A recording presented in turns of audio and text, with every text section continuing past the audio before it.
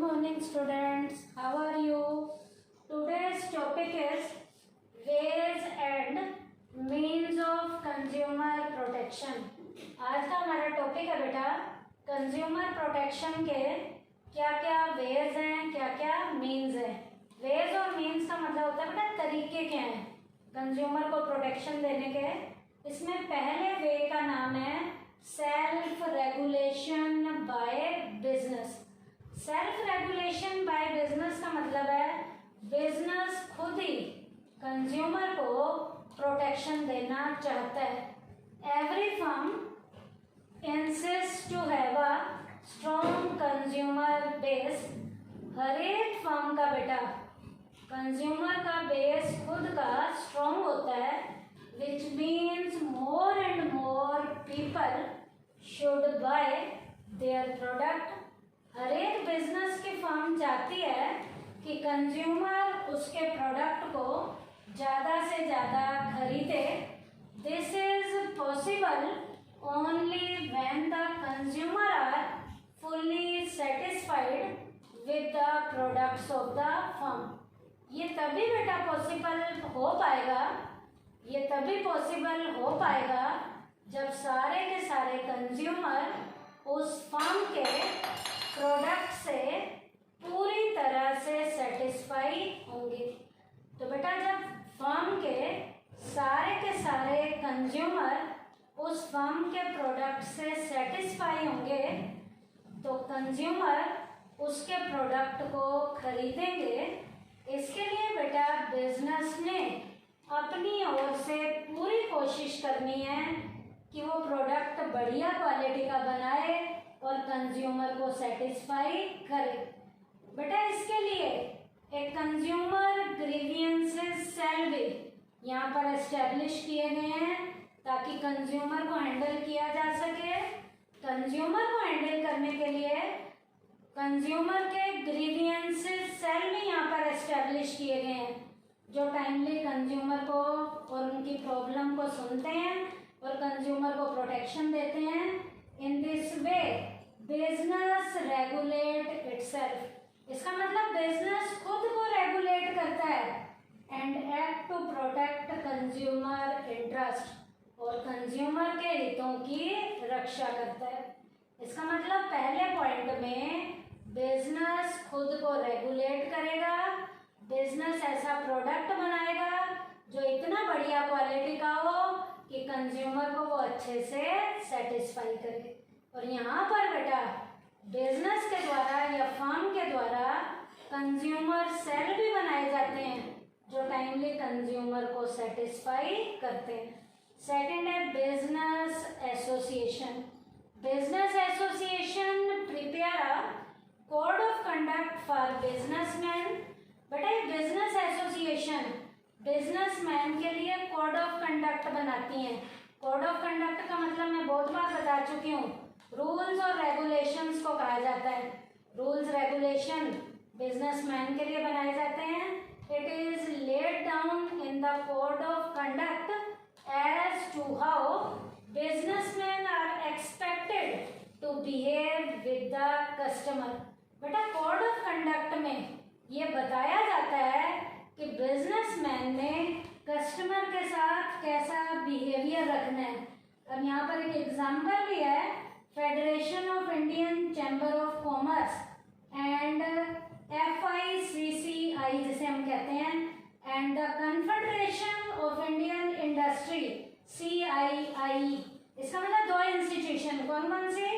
FICCI और दूसरे institution का नाम है CII have proposed their code of conduct which govern the attitude of their members towards consumer।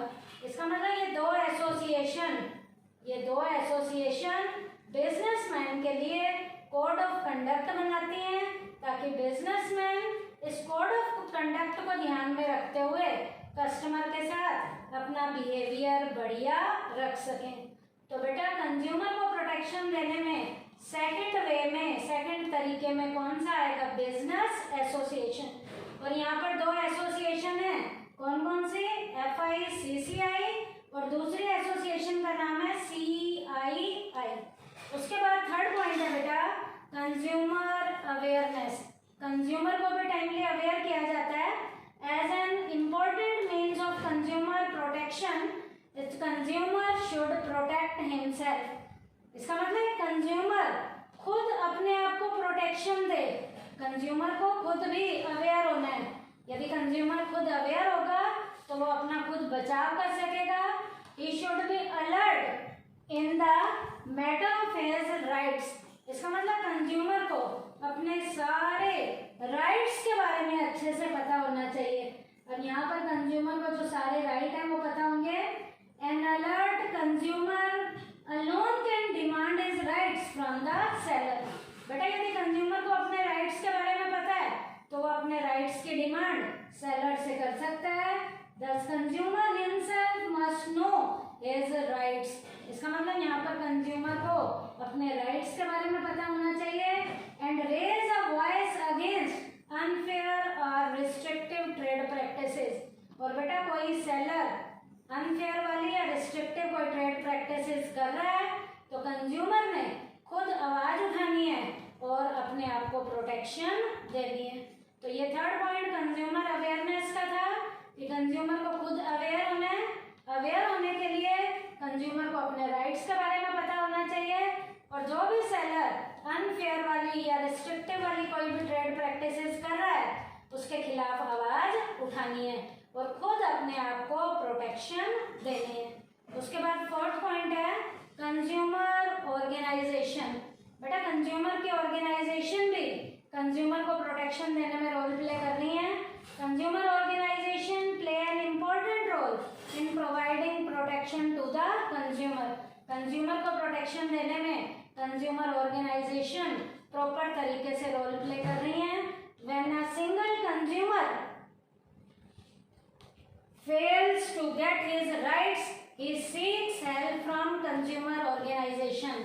एक अकेला यदि अपने आप को प्रोटेक्शन नहीं दिलवा पाता है तो उसने कंज्यूमर ऑर्गेनाइजेशन की हेल्प लेनी है ताकि कंज्यूमर ऑर्गेनाइजेशन उसे प्रोटेक्शन दे सके। Consumer organisation can pressurise the seller keeping in view the interest of the consumer. यहाँ कंज्यूमर ऑर्गेनाइजेशन बेचने वालों पे प्रेशर बनाएंगी कि उसने किसी भी तरीके से कंज्यूमर को एक्सप्लॉइट नहीं करना। Such organisation also educate the consumer. ऐसी ऑर्गेनाइजेशन बेटा कंज्यूमर को एजुकेट भी करती हैं, कंज्यूमर को शिक्षित भी करती हैं। तो कंज्यूमर ऑर्गेनाइजेशन बेटा बेचने वालों पे प्रेशर बनाती हैं कि आपने गलत तरीके से कस्टमर को एक्सप्लॉइट नहीं करना। तो यहाँ पर ये ऑर्गेनाइजेशन जो कंज्यूमर की हैं ये कंज्यूमर को एजुकेट करने में भी प्रॉपर रोल प्ले करती है। उसके बाद बेटा वेज और मीन्स में लास्ट है government. Interest of the consumer are protected by the government by enacting various legislation.